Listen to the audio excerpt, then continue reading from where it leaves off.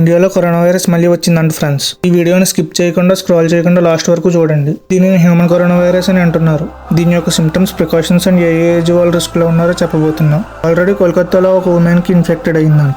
ఇది beta corona virus ఫ్యామిలీకి సంబంధించిందని doctors అంటున్నారు.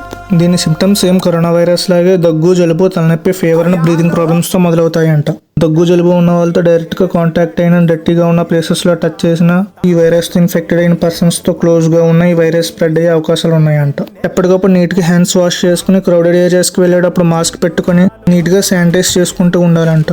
ఈ వైరస్ మాక్సిమం సీనియర్ సిటిజన్స్ కి, అంటే అబౌవ్ 60 ఏజ్ ఉన్న వాళ్ళకి, చిన్నపిల్లలకి, ఆస్తమా పేషెంట్స్ కి, కీమోథెరపీ అండ్ ఆర్గన్ ట్రాన్స్ప్లాంటేషన్ చేసుకున్న వాళ్ళకి, లో ఇమ్యూనిటీ సిస్టమ్ ఉన్న వాళ్ళకి త్వరగా ఎఫెక్ట్ అయ్యే ఛాన్సెస్ ఉన్నాయంట. ఆల్రెడీ HKU1 ఉన్న పేషెంట్ టెస్ట్ చేసిన డాక్టర్స్ ఇది కరోనా అంత రిస్క్ ఉండదు, కానీ దీని సిమ్టమ్స్ సీజనల్ రెస్పిరేటరీ ఇన్ఫెక్షన్స్ కి క్లోజ్ గా ఉన్నాయి అని అన్నారు. ఈ వైరస్ కొన్నిసార్లు నిమోనియాకు కూడా దారితీసే అవకాశాలు ఉన్నాయని అంటున్నారు. ఈ వీడియోని తప్పకుండా మీ ఫ్రెండ్స్ అండ్ ఫ్యామిలీ మెంబర్స్ కి షేర్ చేసి అవేర్నెస్ తీసుకురండి. అండ్ మీ ఒపీనియన్ ఏంటో కామెంట్ చేసి ఛానల్ సబ్స్క్రైబ్ చేయడం మటుకు మర్చిపోకండి.